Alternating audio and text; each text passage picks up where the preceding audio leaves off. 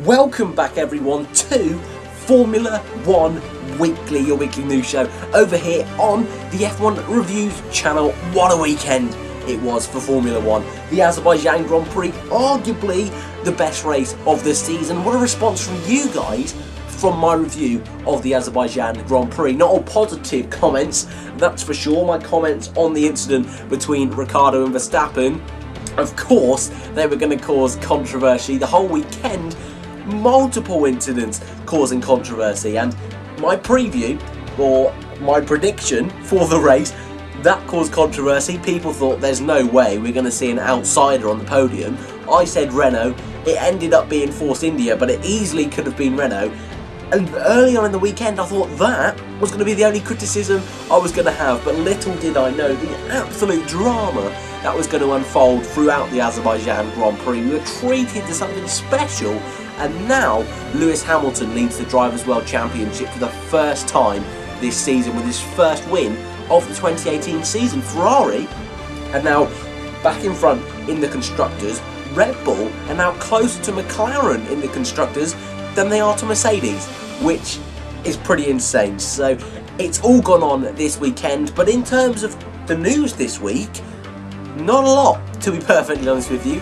And there's a growing trend that when there's a race, there doesn't seem to be as much news, which is fair enough because obviously a lot of it's building up the weekend coming up. So we saw lots about the announcement for which music artists are going to be performing. So for Azerbaijan, it was Christina Aguilera. We've also seen for races later on in the year, I believe it's the USA, it's Bruno Mars and Britney Spears. There's also The Weeknd was announced for someone as well. That should not be the main stuff on the F1 news channel, but it is, and yeah, pretty quiet week in terms of news. But like I say, the big story and what will continue to dominate the news this week is the Azerbaijan Grand Prix. The main thing being, like I said, firstly, actually there's two things that came away from this weekend that need to be discussed in more detail. The first obviously being the Ricciardo Verstappen incident. Who was at fault? What are the rules on a double move in the braking zone? I saw some of you guys linking rules, linking articles to the rules of Formula 1, saying that there's been changes to double moves in the braking zone. Now, I've read some of them. I'm not fully convinced. I know, yes or no, Verstappen, did he move in the braking zone? I think he did, and there is clear movement. Moving to the right a bit, then back to the left. I've said before, I think it's 6 of one, half a dozen of the other. I really think it is, and if I was to slightly edge towards someone, like I said yesterday, I won't take it. It's got to be Verstappen. He did move twice, but Ricciardo, there was still room to go to the left. Maybe I don't know. Anyway, that's one thing. That's got to be cleared up. What the FIA, their stance is on moving in the braking zone. That's got to be clear. They've got to make that abundantly clear on what they think about that, because everyone in the paddock is convinced you can't move. Apparently, the rulebook says something else, so that's something they're going to have to look on. I was fully under the impression that you couldn't, and so for me, that was why I was putting 100% of the blame on Verstappen yesterday. But reading some of those articles, it's made me question it, you know. So, look, the rule is there for a reason. Just let's make that clear. The rule is there to stop drivers like Verstappen blocking people from going for an overtake, because when that happens, stuff like yesterday, that happened. Raikkonen in Spa last year, or the year before, I think it was last year, when Verstappen did it, Raikkonen could have lost his life.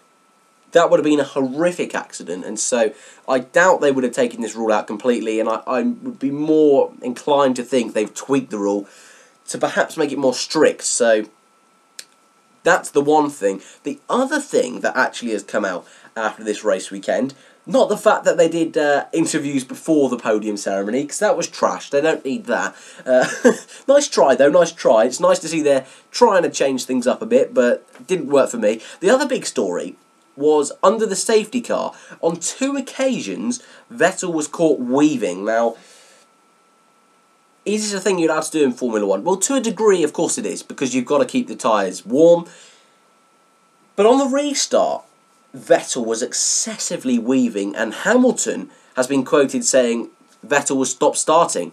And mind games there were fully in play, and so you've got to take what Hamilton says with a pinch of salt for sure. He's even thinking in terms of the long term in the championship.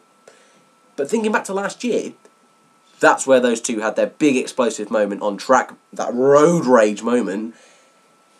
And so mind games are surely at bay there. But I do think Vettel did excessively weave and stop-start. And I was so on edge thinking those two were going to crash. It was dangerous, but I agree with Hamilton. It's one of those things that the FIA are going to have to quickly clear up what their stance is on that situation. Because like Hamilton has pointed out, in theory, every driver could do that, and eventually you're going to catch them out. Eventually you're going to look in your mirrors, you're going to go, they're not going to realise, and then you're off. And if they stick with you, you can just stop again. And that's what Hamilton is saying Vettel did. However, for all my thoughts on the Azerbaijan Grand Prix, I posted a race review yesterday and a preview the day before, so I want to leave that there in terms of that race and move on to the story that came out today, which is that Red Bull and Honda have officially begun engine talks for next season. A bit of news we were all expecting, I'm pretty sure, not this early on in the season. And actually, there's a bit of information that I found out regarding this story that has really surprised me. So, just to set the scene, Honda, the past 3 years have been diabolical, the worst engine on the grid. McLaren have dropped them, moved to Renault. Honda now power Red Bull's sister team, Toro Rosso, and this season there seemed to be a real increase in pace, but more importantly, reliability. Red Bull, we move to their situation, they've been with Renault. They've had Renault engines since 2007. They've used Renault engines, won 4 Constructors' Championships. But recently, since the turn of the Formula 1 era, the hybrid era, 2014, Red Bull have struggled. And this season, it appears the only reason they're not fighting at the front, well, in qualifying and in the race consistently, is because of their engine. So, what are they going to do? How are they going to fix this? Well, with Toro Rosso signing with Honda last season, Red Bull's main option appears to be Honda. You think, well, why don't they just stick with Renault? Well, Renault have made it clear they do not want to work with Red Bull after this season. They've had a pretty big falling out since the turn of the hybrid era. Every single week, week in, week out, race in, race out, Red Bull are always making snide little comments about the reason they're not winning is because of that Renault engine. And although it could be true, that's not what you should be saying to your engine supplier. Ferrari have said in the past there's no way, and Mercedes as well have also said there's no way. The reason being is that if Mercedes or Ferrari did supply Red Bull with their engine, then that would put them at risk for the championship, and so just the monetary value is just not worth it for them. Renault are not in a World Championship winning situation, the Renault Works team, and so for them they have a bit more freedom, but like I said, Red Bull have really peed them off, really. So Honda is Red Bull's only option until 2021, where it appears that new engine manufacturers may be coming in the sport, including Aston Martin, who are currently the title sponsor for Red Bull. Red Bull's name is Aston Martin Red Bull Racing, but it's just a name. So, Honda have begun talks, and I don't know if you knew this, I didn't know this, but the teams have to declare what team will be supplying their engine for the following season by the 15th of May. By the 15th of May. That's 2 weeks' time. We will know if next season Red Bull will be having a Honda engine. Now, whether this is set in stone or whether this is just a proposal, it didn't seem to be 100% sure on the official Formula 1 website, and other websites I looked at didn't say a specific date. But it did seem to push towards that we would know by the 15th of May if the Red Bull will be running a Honda engine, which definitely would be interesting, but not the step I think Red Bull need to win that World Championship. Like I said, with Honda this season, Toro Rosso have looked quite good.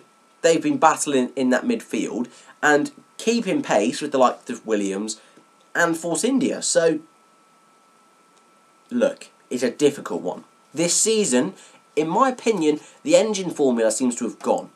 That doesn't seem to be as factor as much. In qualifying, arguably yes, the Mercedes and Ferrari, the reason they're at the front is because they've got these extra engine modes.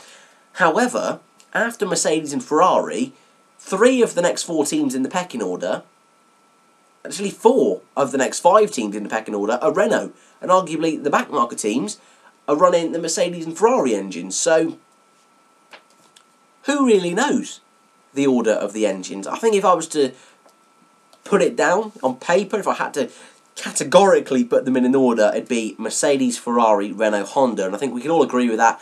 Maybe a switch between the Ferrari and Mercedes. They seem very close this season, but definitely Renault, then Honda. So the real question is here, is this a backward step for Red Bull? And I think yes. I definitely think yes, and I'd love to know what you think. That Honda engine still isn't as quick as the Renault, and although Red Bull, being Red Bull, they'll big up this Honda engine the whole season, but it's not going to be the engine they need to win World Championships. And I think this will be the big turning point in why Ricciardo will not re-sign for Red Bull next season. This is one of the factors he'll be looking at when deciding who he's going to be driving for next season. I think it'll be a big turn-off for the Aussie. But this is the big story this week, and I really want to know what you guys think about this. Will Red Bull go to Honda engines next season? Is that a backward step? I'd love to know your thoughts. Just a quick final message from me. Exam period is beginning. My first exam is tomorrow, and so videos for probably the next month, I would say, maybe next 2 months, are going to be not as, I'd say not as regular as usual. We do one every day, but I think we could still get quite a few out a week. So bear with me if videos are a couple of days late or missing. That's the reason why. Thank you guys for making it this far in the video. If you want to follow me on Twitter and ask me any questions for the weekly Q&A, that is on a Wednesday. Check them down in the comments below, or like I say, use the Twitter link in the description. Thank you very much for watching, guys, and I'll see you in the next one.